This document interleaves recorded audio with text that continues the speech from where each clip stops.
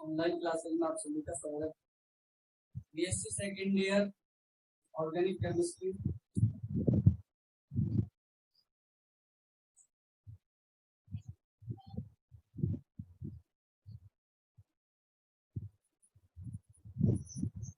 Organic chemistry हमारे first unit चल रही है ईएमआर इलेक्ट्रोमैग्नेटिक रेडिएशन। और इलेक्ट्रोमैग्नेटिक रेडिएशन में आज हम देखेंगे स्पेक्ट्रम क्या होता है, कितने प्रकार का होता है और कौन सा स्पेक्ट्रम ज्यादा इंपॉर्टेंस रखता है। हमारे कोर्स के अकॉर्डिंग जो है एब्जॉर्प्शन स्पेक्ट्रम ज्यादा इंपॉर्टेंट होता है, जिसको हम देखेंगे किस तरह से उसको समझा जा सकता है प्रयोग के। तो सबसे पहले हम बात करते हैं स्पेक्ट्रम। तो स्पेक्ट्रम का मतलब क्या होता है, किसे कहेंगे स्पेक्ट्रम? तो हम क्या कह सकते हैं, जब श्वेत प्रकाश को प्रिज्म से गुजारा जाता है तो वह 7 रंगों में विभक्त हो जाता है। हमने कहा ये श्वेत प्रकाश है और इस श्वेत प्रकाश को जब प्रिज्म से गुजारा जाएगा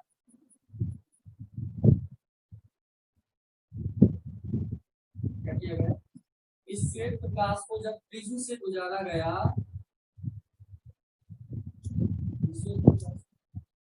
इसको प्रिज्म से गुजारा गया तो ये क्या है, 7 रंगों में विभक्त हो गया इस तरह से।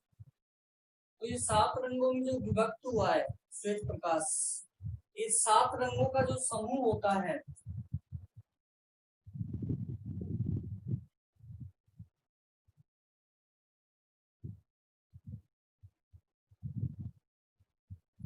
सात रंगों का जो समूह होता है इसको हम क्या कहते हैं, स्पेक्ट्रम कहते हैं। क्या कहते हैं? तो हम कह सकते हैं जब श्वेत प्रकाश को प्रिज्म से गुजारा जाता है तो वह 7 रंगों में, प्रिज्म से गुजरने के बाद 7 रंगों में विभक्त हो जाता है या 7 रंगों का समूह बनाता है।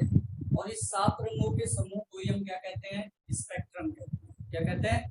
स्पेक्ट्रम। ठीक है, ये हमारी सिंपल सी डेफिनेशन हो गई स्पेक्ट्रम की, स्पेक्ट्रम क्या होता है। उसके बाद आपका क्या है, स्पेक्ट्रम जो है वो 2 प्रकार का होता है।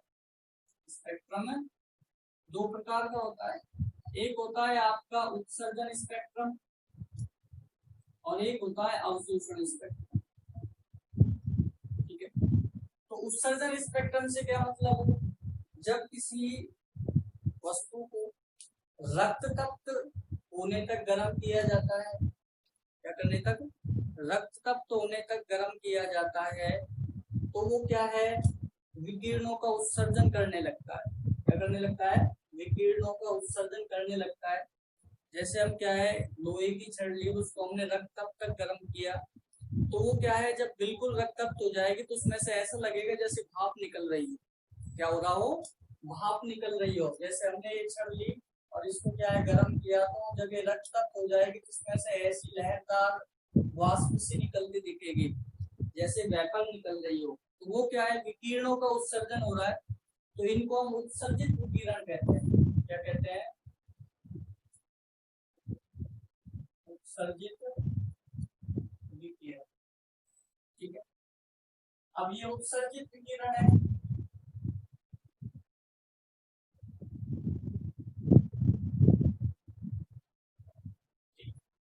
उत्सर्जन स्पेक्ट्रम का मतलब क्या हुआ, जब किसी वस्तु या पदार्थ को रक्त तप्त होने तक गर्म किया जाता है तो वह क्या है, विकिरणों का उत्सर्जन करने लगती है। और उन विकिरणों के उत्सर्जन को का अध्ययन स्पेक्ट्रोस्कोपी के द्वारा किया जाए तो क्या है, जो स्पेक्ट्रम होता है उसे ही हम उत्सर्जन स्पेक्ट्रम कहते हैं। और ऐसे स्पेक्ट्रोस्कोपी उत्सर्जन स्पेक्ट्रोस्कोपी। दूसरा है अवशोषण स्पेक्ट्रोस्कोपी या अवशोषण स्पेक्ट्रम क्या होता है। तो हमने क्या किया, जब प्रकाश किरण को किसी माध्यम से गुजारा जो कि अवशोषक माध्यम है, क्या है, अवशोषक माध्यम है, उससे गुजारा तो क्या होगा, ये पदार्थ विकिरणों के कुछ भाग का अवशोषण कर लेगा। क्या कर लेगा? अवशोषण कर लेगा ये पदार्थ। तो इसके द्वारा जो प्राप्त स्पेक्ट्रम होता है, क्या होता है, प्राप्त स्पेक्ट्रम जो होता है उसे ही हम क्या कहते हैं, अवशोषण स्पेक्ट्रम कहते हैं। क्या कहते हैं? अवशोषण स्पेक्ट्रम कहते हैं। ठीक है, और ये जो अवशोषण स्पेक्ट्रम है इसका अध्ययन जब किया जाता है तो इसे यह अवशोषण स्पेक्ट्रोस्कोपी। अब देखो अपने जो कोर्स में है वो अवशोषण स्पेक्ट्रम जो है इम्पोर्टेंट है। ये जो अवशोषण स्पेक्ट्रम है ये स्पेक्ट्रोमीटर के द्वारा किस प्रकार ज्ञात किया जाता है, इसका अध्ययन कैसे करते हैं, तो उसको हम समझते हैं कि एक स्पेक्ट्रोमीटर जो होता है उसके द्वारा अवशोषण स्पेक्ट्रम किस प्रकार से प्राप्त किया जाए। देखते हैं उसको।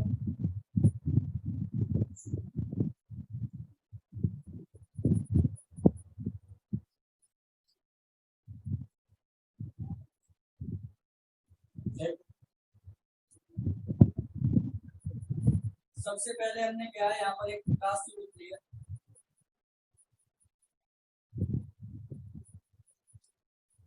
फिलामेंट है एक वायर, ये क्या है हमारा प्रकाश स्रोत।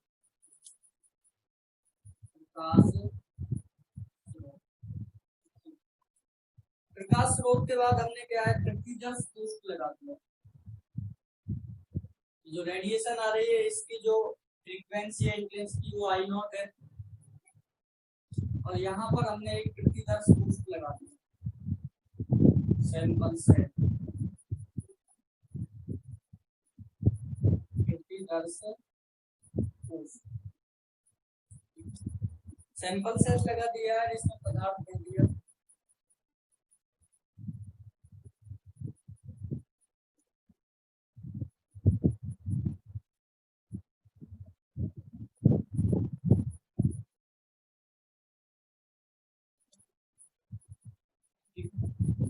ये पदार्थ भरा हुआ है प्रतिदर्श कोष्ठ में। प्रतिदर्श कोष्ठ के बाद क्या है हमने मोनोक्रोमेटर लगाया हुआ है।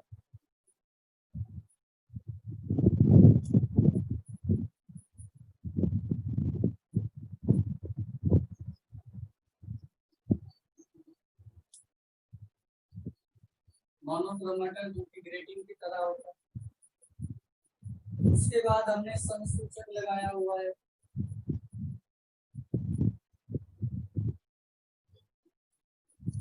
और संसूचक जो है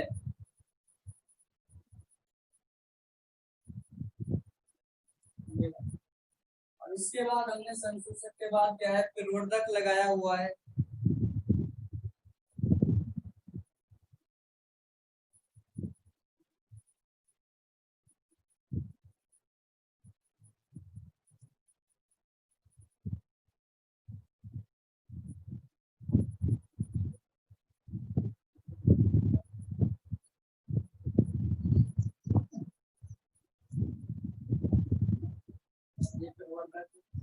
और लास्ट में प्रवर्धक से जो रेडिएशन है वो रिकॉर्डर में जाता है। स्क्रीन होती है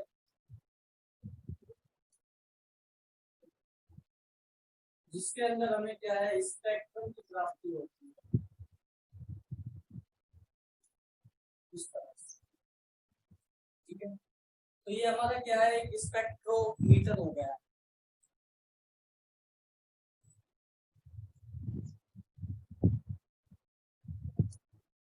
स्पेक्ट्रोमीटर हो गया। और स्पेक्ट्रोमीटर में क्या क्या लगा हुआ है ये हमने सब लिख दिया है। ये प्रकाश स्रोत है, ये प्रतिदर्श कोष्ठ है, ये मोनोक्रोमेटर है, संसूचक है, प्रवर्धक है और रिकॉर्डर। ठीक है, तो यहाँ पर क्या है प्रकाश स्रोत से जब रेडिएशन निकलती है जिसकी फ्रीक्वेंसी आई नॉट है और उसके बाद आई फ्रीक्वेंसी। ठीक है, अब देखो प्रकाश स्रोत से फ्रीक्वेंसी निकलेगी तो यहाँ पर ये फ्रीक्वेंसी होगी आई नॉट और ये रेडिएशन कहाँ जाएगी प्रतिदर्श कोष्ठ जिसमें कि पदार्थ भरा हुआ है। ये क्या है आपका अवशोषक माध्यम।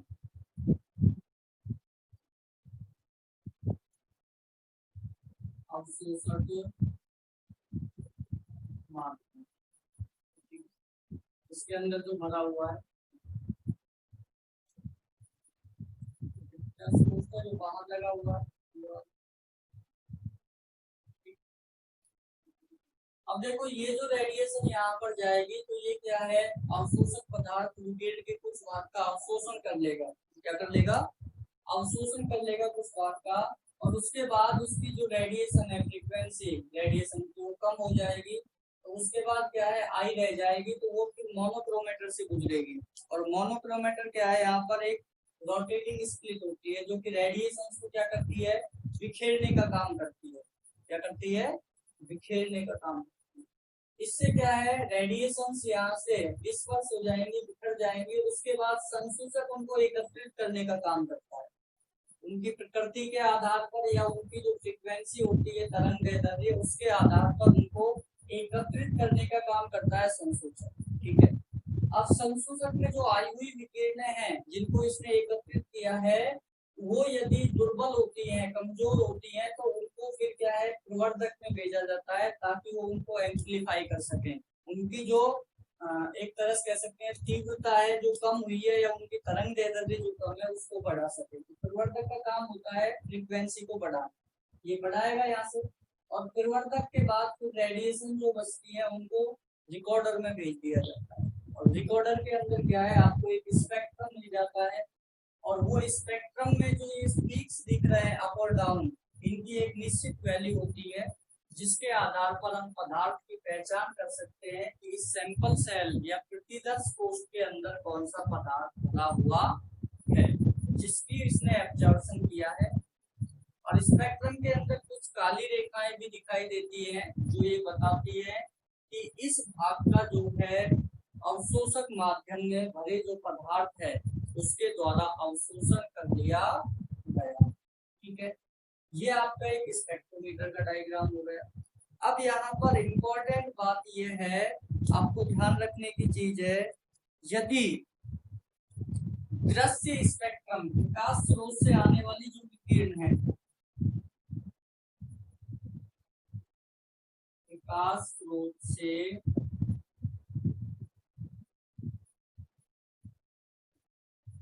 आने वाली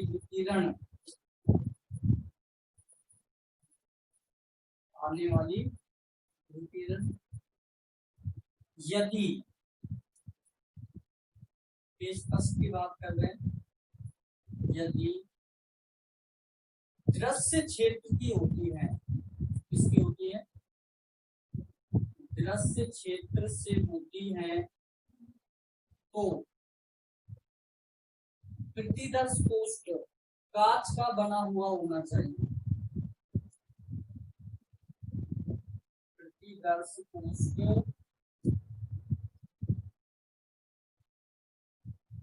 कांच से निर्मित, ये ध्यान रखने की बात है।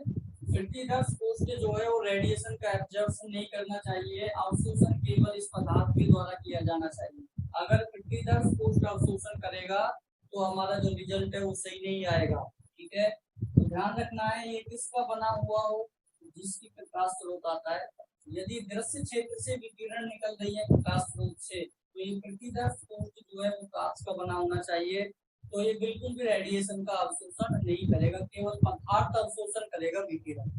ठीक है, ये नहीं करेगा सैंपल सेल जिससे प्रतिदर्श कोश बना। तो ये कांच का बना हुआ। केस सेकंड, यदि विकिरण जो है वो पराबैंगनी क्षेत्र से होती है, किससे होती है, पराबैंगनी क्षेत्र से होती है, तो प्रतिदर्श कोश जो है वो क्वार्टज का बना होना चाहिए, इसका क्वार्टज का बना हुआ होना चाहिए। ठीक है, ये ध्यान रखना, प्रतिदर्श कोश क्वार्टज का बना होना चाहिए, कब, पराबैंगनी होने, और दृश्य क्षेत्र होने पर कांच का बना होना चाहिए। और तीसरी कंडीशन, केस थर्ड है, यदि विकिरण जो निकल रही है वो अवरक्त क्षेत्र से होती है, किससे होती है,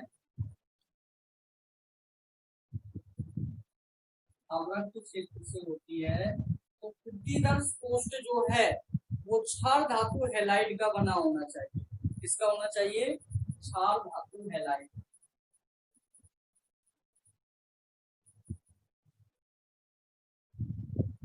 क्षार धातु हैलाइड से निर्मित होना चाहिए। तो इस अवशोषण स्पेक्ट्रम प्राप्त करने में आपको जो सावधानी रखनी है वो ये रखनी है, स्पेक्ट्रोमीटर के अंदर जो सैंपल सेल है ये मायने रखता है। सैंपल सेल की एक खासियत होनी चाहिए कि वो विकिरण का अवशोषण नहीं करे, अवशोषण केवल उसमें भरा हुआ पदार्थ करे, तो उसके लिए आपको सावधानी क्या रखनी है, ध्यान क्या रखना है कि अगर इस प्रकाश स्रोत से आने वाली जो विकिरण है वो दृश्य क्षेत्र से संबंध रखती है, यानी उसकी जो आवृत्ति है दृश्य क्षेत्र में होती है, तो आपको प्रतिदर्श कोष्ठ सैंपल सेल कांच की बनी हुई लेनी चाहिए। अगर आने वाली विकिरण परावैंगी क्षेत्र से संबंध रखती है तो आपको प्रतिदर्श कोष्ठ जो है वो क्वार्टज का बना हुआ लेना चाहिए, नहीं कि कांच का। अगर कांच का लिया तो एब्जॉर्प्शन इसका होना चाहिए क्वार्टज का परावैंगी क्षेत्र से आने पर।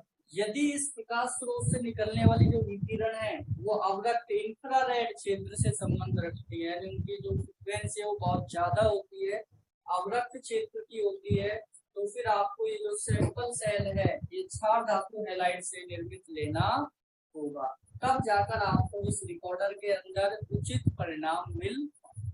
ठीक है, तो ये आपका अवशोषण स्पेक्ट्रम था। कैसे प्राप्त करते हैं, स्पेक्ट्रोमीटर जो होता है क्या क्या कंपोनेंट होते हैं, जिसमें किसका क्या काम होता है, ये रेडिएशन निकालता है, ये सैंपल सेल होता है जिसमें पदार्थ को भरना है जिसका अवशोषण स्पेक्ट्रम प्राप्त करना है, ये मोनोक्रोमेटर है, एक घूमती हुई स्लिट है जो कि रेडिएशन को बिखेरने का काम करती है, डिस्पर्स करती है। संसूचक क्या है, उन जो बिखरी हुई रेडिएशन है उनको एकत्रित करने का काम करता है। और प्रवर्धक क्या करता है, अगर रेडिएशन की फ्रीक्वेंसी कम हो गई है, उसकी जो तीव्रता है वो कम हो गई है, तो ये बढ़ाने का काम करता है, एम्पलीफाई करता है रेडिएशन को, और एम्पलीफाई करने के बाद उसे रिकॉर्डर को भेजता है ताकि आपको एक उचित और वास्तविक स्पेक्ट्रम प्राप्त हो सके या अवशोषण स्पेक्ट्रम प्राप्त हो सके। तो इस तरह की डिस्प्ले होती है स्क्रीन जिस पर आपको इस तरह का स्पेक्ट्रम दिखाई देता है। इसमें जो पीक्स है इनका क्या है, वैल्यू होती है निश्चित, जिसके आधार पर हम पदार्थ की पहचान। ठीक है, ये सब के कार्य है। प्रतिदर्श कोष्ठ के केस में आपको याद रखना है, कई बार पूछ लेता है कि प्रतिदर्श कोष्ठ किस प्रकार का होना चाहिए, और आपसे कह दिया यदि परावैंगी क्षेत्र से संबंध रखती है तो प्रतिदर्श कोष्ठ किसका बना हो, क्वार्टज का। अवरक्त तो क्षार धातु हैलाइड, और दृश्य क्षेत्र से आती है तो कांच का बना हुआ होना चाहिए। ठीक है, तो ये हमारा हो गया। स्पेक्ट्रम क्या है, दो प्रकार के होते हैं, उत्सर्जन अवशोषण स्पेक्ट्रम, और अवशोषण स्पेक्ट्रम ज्यादा इंपॉर्टेंस रखता है हमारे सिलेबस के अंदर, तो हमने उसको विस्तार से देखा, स्पेक्ट्रोमीटर से कैसे उसको रिकॉर्ड किया जाता है, प्राप्त किया जाता है, किसकी क्या भूमिका होती है और क्या इंपॉर्टेंस। तो ये सैंपल सेल, ये 3 पॉइंट आपको याद होने चाहिए।